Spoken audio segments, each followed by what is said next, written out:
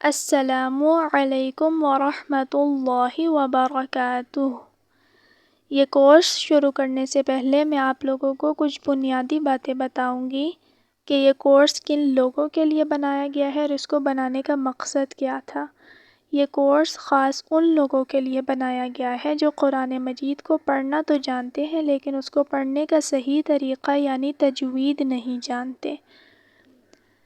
اب آپ لوگ اگر اس علم سے استفادہ حاصل کرنا چاہتے ہیں تو اپنے ذہنوں میں یہ بات رکھنی ہوگی جو میں آپ لوگوں کو بتا رہی ہوں۔ سب سے پہلی یہ کہ جب آپ لوگ لیکچر لے رہے ہوں اپنے ساتھ کاپی پینسل لازمی رکھیے اور امپورٹنٹ پوائنٹس نوٹ ڈاؤن کرتے جائیے۔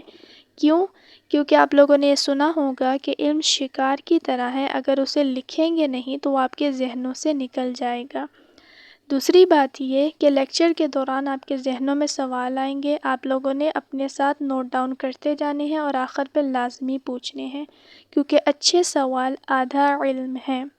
علم اس وقت تک آپ کو اپنا حصہ نہیں دے گا جب تک آپ اپنے آپ کو اس کے لیے وقف نہ کر دیں، ٹھیک ہے، اس کے حوالے نہ کر دیں۔ تھوڑی سی قربانی آپ کو دینی پڑے گی۔ اب وہ قربانی کس ٹائپ کی ہے کہ آپ کو اپنی ڈیلی روٹین میں سے تھوڑا سا وقت، صرف 15 منٹ آپ کو اس کے لیے نکالنے پڑیں گے، ٹھیک ہے، وہ لیکچر کے لیے نہیں، لیکچر کے علاوہ اس کی عملی طور پر مشق کرنے کے لیے، ٹھیک ہے، تاکہ آپ کے ذہنوں میں پختہ ہو جائے۔ اور اللہ سبحانہ و تعالیٰ نے آپ کو یہ وقت سیکھنے کے لیے دیا ہے تو آپ نے اس میں خیانت نہیں کرنی، ٹھیک ہے، اس کو اچھے طریقے سے سیکھنا ہے اور جو سوال آیا اسی وقت پوچھنا ہے۔ تو ہم اللہ سبحانہ و تعالیٰ کا نام لے کر اس کورس کا آغاز کرتے ہیں۔ بسم اللہ الرحمن الرحیم۔ یہ دعا آپ لوگ بھی پڑھ لیجئے۔ رب اشرح لی، ٹھیک ہے، یہاں پہ تھوڑا سا لمبا کریں گے کیونکہ مدہ کا قاعدہ اپلائی ہو رہا ہے۔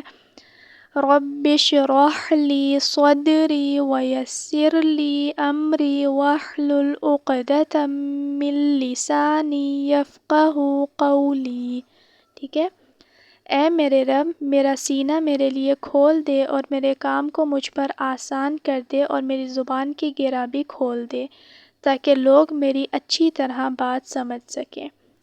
اب میں نے اس علم کی امپورٹنس جاننے کے لیے قرآن مجید کی کچھ آیات وغیرہ اور احادیث مبارکہ جمع کی ہیں، ٹھیک ہے، جن کو میں آپ کے سامنے رکھوں گی۔ سب سے پہلے اللہ سبحانہ و تعالیٰ فرماتے ہیں سورۃ المزمل میں وَرَتِّلِ الْقُرْآنَ تَرْتِیلًا، قرآن مجید کو خوب ٹھہر ٹھہر کر اطمینان کے ساتھ پڑھو۔ ایک اور جگہ اللہ سبحانہ و تعالیٰ فرماتے ہیں وَلَقَدْ يَسَّرْنَا الْقُرْآنَ لِلذِّکْرِ فَهَلْ مِن مُّدَّکِرٍ، ٹھیک ہے، بے شک ہم نے قرآن کو نصیحت کے لیے آسان کر دیا ہے، کوئی نصیحت لینے والا؟ اور آپ صلی اللہ علیہ وآلہ وسلم کی ایک احادیث مبارکہ ہے خیرکم من تعلم القرآن وعلمہ، تم میں سے بہترین وہ ہے جو قرآن سیکھے اور سکھائے۔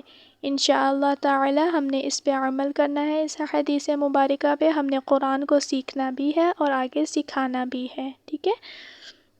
ایک اور جگہ ہے اللہ تعالیٰ کو یہی پسند ہے قرآن جس طرح سے اترا اس طرح سے پڑھا جائے۔ اب جو ہمارے پاس ہے وہ یہ ہے قرآن مجید کو اچھی آواز سے پڑھو کیونکہ خوبصورت آواز سے قرآن کریم کے حسن میں اضافہ ہوتا ہے۔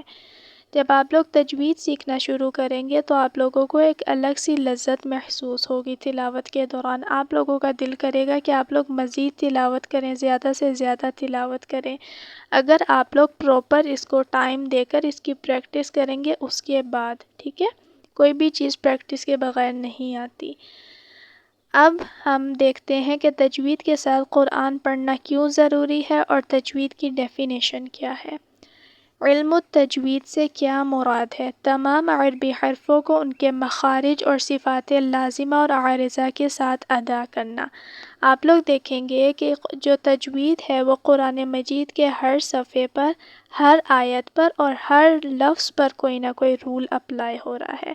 جیسے آپ لوگ ہر نماز کے شروع میں الحمدللہ رب العالمین، ٹھیک ہے، یہاں پہ الحمد کو کیسے پڑھنا ہے؟ للہ کو کیسے پڑھنا ہے، ربی کو کیسے پڑھنا ہے، موٹا پڑھنا ہے، را کو باریک پڑھنا ہے، عالمین اس کو کتنا کھینچنا ہے، ٹھیک ہے، اس سارے رولز آپ لوگ اس میں دیکھیں گے۔ اچھا، تجوید کے ساتھ قرآن پڑھنا کیوں ضروری ہے؟ سب سے پہلے تو آپ لوگوں کو یہ پتہ ہونا چاہیے کہ قرآن مجید آیا کہاں سے۔ اللہ تعالیٰ نے حضرت جبرائیل علیہ السلام کے ذریعے آپ صلی اللہ علیہ وآلہ وسلم پر قرآن مجید نازل کیا، اور قرآن مجید عربی زبان میں نازل ہوا تھا، اور آپ صلی اللہ علیہ وآلہ وسلم کی زبان بھی عربی تھی، ٹھیک ہے۔ تو عربی لوگ کون ہیں؟ جو حجاز کے لوگ ہیں وہ اپنے آپ کو عربی کہتے تھے، اب یہ ڈیوائیڈ ہو گئے ہیں یمن، عراق، سعودیہ، جورڈن وغیرہ میں، ٹھیک ہے۔ تو عربی لوگ جن کو عربی نہیں بولنی آتی تھی ان کو عجمی کہتے تھے، ٹھیک ہے۔ جب قرآن مجید عربی لوگوں سے نکل کر عجمی لوگوں میں گیا تو جب عجمی لوگ قرآن مجید کی تلاوت کرتے تھے ان سے کچھ غلطیاں ہو جاتی تھی، جس سے مطلب واضح طور پر تبدیل ہو جاتا تھا۔ میں آپ لوگوں کو بتاؤں گی کہ کس قسم کی وہ غلطیاں ہوتی تھی، ٹھیک ہے۔ تو کیا ہوا، اس وقت کے جو علماء کرام تھے انہوں نے کہا کہ ایسے قواعد نکالنے چاہیے کہ جب عجمی لوگ قرآن مجید کی تلاوت کریں تو غلطیاں نہ ہوں، ٹھیک ہے، کیونکہ اللہ سبحانہ و تعالیٰ کا کلام ہے، ہم نے کوشش کرنی ہے اس میں کسی بھی قسم کی غلطی نہ ہو۔ تو انہوں نے ایسے قواعد نکالے اور ان قواعد کا نام تجوید رکھا، تاکہ جو لوگ عربی نہیں بول سکتے، عربی زبان ان کی نہیں ہے، آپ لوگ دیکھتے ہوں گے کہ اردو کا ایک اپنا ڈائلیکٹ ہے، انگلش کا ایک اپنا ڈائلیکٹ ہے، ہر زبان کا اپنا ایک طور طریقہ ہوتا ہے، اسی طرح عربی زبان کا بھی ایک اپنا طور طریقہ تھا، ٹھیک ہے، اس کو بولنے کا ایک اپنا سٹائل تھا۔ تو عجمی لوگ اپنے طریقے کے مطابق پڑھتے تھے جس کی وجہ سے غلطیاں ہو جاتی تھی۔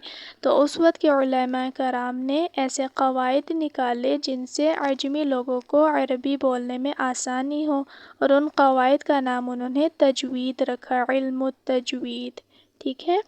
اب وہ غلطیاں کس طرح کی تھی؟ جیسے قل هو اللہ احد، کہو وہ اللہ ایک ہے۔ اب انہوں نے کیا کیا، قل قاف موٹا پڑھنے کی بجائے باریک پڑھ دیا، یہ مائنر سی مسٹیک ہے نا، ہم لوگ بھی اس بات کا خیال نہیں رکھتے، تو مطلب تبدیل ہو جاتا ہے۔ قل کا مطلب کیا ہوا، کھاؤ وہ اللہ ایک ہے، ٹھیک ہے۔ تو ہم نے اس طرح کی غلطیاں نہیں کرنی، ہم نے اپنا دماغ کھول کر قرآن مجید کی تلاوت کرنی ہے۔ اب اور غلطیاں دیکھیے، قلبن دل کو کہتے ہیں، اس کی جگہ ہم نے موٹے قاف کی جگہ اگر غلطی سے باریک کاف پڑھ دیا بے دہانی میں قلبن، تو اس کا دیکھیں مطلب بالکل ہی بدل گیا، کتا۔ اب اگلا کیا ہے، خلق پیدا کیا، ہم نے اس کی جگہ بول دیا خلق، خا کی جگہ حا بول دیا تو کیا ہو گیا، سر مونڈا، ٹھیک ہے۔ اب ہم 3 حرکات کا بیان پڑھیں گے۔ حرکات کیا ہے، زبر، زیر، پیش، ہم لوگ اردو میں بولتے ہیں نا زبر، زیر، پیش، زبر، زیر یا پیش، جن کو عربی زبان میں ضمہ، فتحہ اور کسرہ کہا جاتا ہے، ٹھیک ہے۔ ضمہ پیش کو کہتے ہیں، فتحہ زبر کو کہتے ہیں، اور کسرہ زیر کو، ٹھیک ہے۔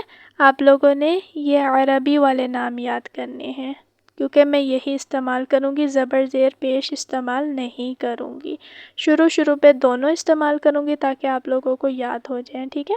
دوبارہ سے دیکھ لیجئے، ضمہ کہتے ہیں پیش کو، فتحہ کہتے ہیں زبر کو، اور کسرہ کہتے ہیں زیر کو۔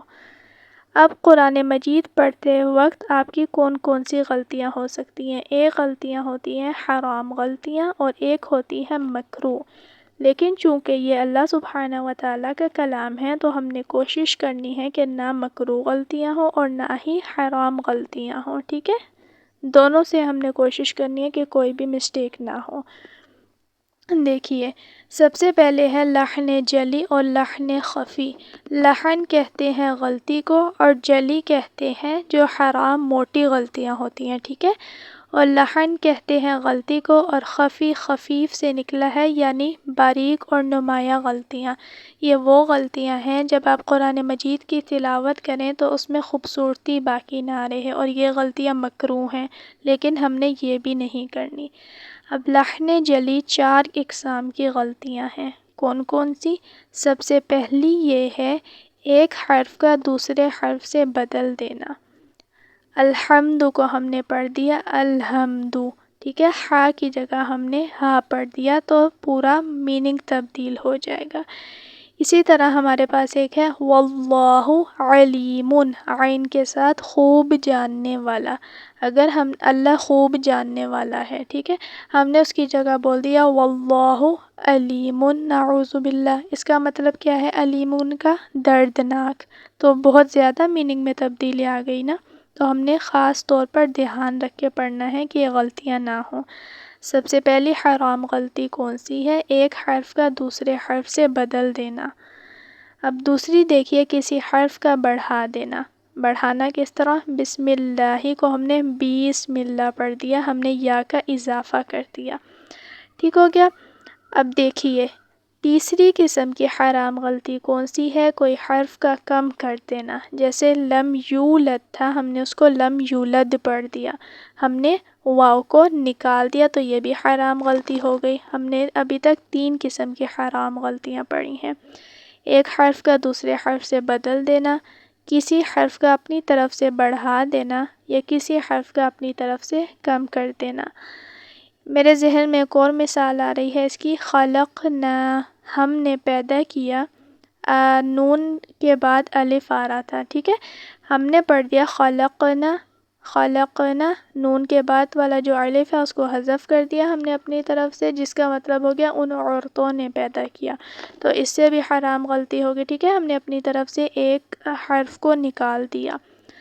اب جو چوتھی قسم کی مسٹیک ہے، جو حرام غلطی ہے، وہ کون سی ہے؟ حرکات و سکنات میں کوئی سی بھی غلطی. حرکات کس کو کہتے ہیں؟ ضمہ، فتحہ، کسرہ، زبر، زیر پیش. اور سکنات میں کوئی سی بھی غلطی کر دینا. جیسے ورڈ تھا الحمد للہ رب العالمین، ٹھیک ہے، تو کچھ لوگ جلدی میں کیا پڑھتے ہیں؟ الحمد، جس کی وجہ سے لام کے اوپر فتحہ آ جاتی ہے جلدی میں پڑھتے وقت، اور یہ حرام غلطیاں ہو جاتی ہیں. ٹھیک ہے، ہم نے قرآن مجید کو ہم نے شروع پہ بھی پڑھا کہ ٹھہر ٹھہر کر ایک ایک ورڈ کو اس کا قاعدہ اور رول دے کر ہم نے پڑھنا ہے. ٹھیک ہے، تجوید کے ساتھ پڑھنا ہے. اب لحن خفی، لحن غلطی کو کہتے ہیں، میں نے آپ لوگوں کو بتایا. اور خفیف، خفی خفیف سے نکلا ہے، یعنی جو چھوٹی غلطیاں ہیں جو تلاوت کرتے وقت جن سے خوبصورتی باقی نہیں رہتی تلاوت میں. ٹھیک ہے، اور یہ مکروہ غلطیاں ہیں. کون سی صفات عارضہ کی غلطی کو کہا جاتا ہے؟ جیسے ربنا میں را باریک پڑھ دی. آپ لوگ یہ رولز آگے جا کے پڑھیں گے کہ را کب باریک پڑھی جاتی ہے اور کب موٹی. ٹھیک ہو گیا؟ ابھی تک ہم لوگوں نے جو چیزیں پڑھی اس کا اوور ویو دے دیتی ہوں. سب سے پہلے میں نے تجوید کی تھوڑی سی امپورٹنس بتائی، اس کے بعد میں نے کچھ آیات رکھی، اور اس کے بعد ہم نے پڑھا لحن جلی اور لحن خفی، اور حرکات پڑھے ضمہ، فتحہ، کسرہ. یہاں تک آپ کا کسی بھی قسم کا سوال ہو تو ضرور پوچھیے، اور اگر میرے سے کوئی چیز مس ہو گئی ہو تو وہ بھی آپ ضرور پوچھ سکتے ہیں. ٹھیک ہے، تو السلام علیکم ورحمۃ اللہ وبرکاتہ.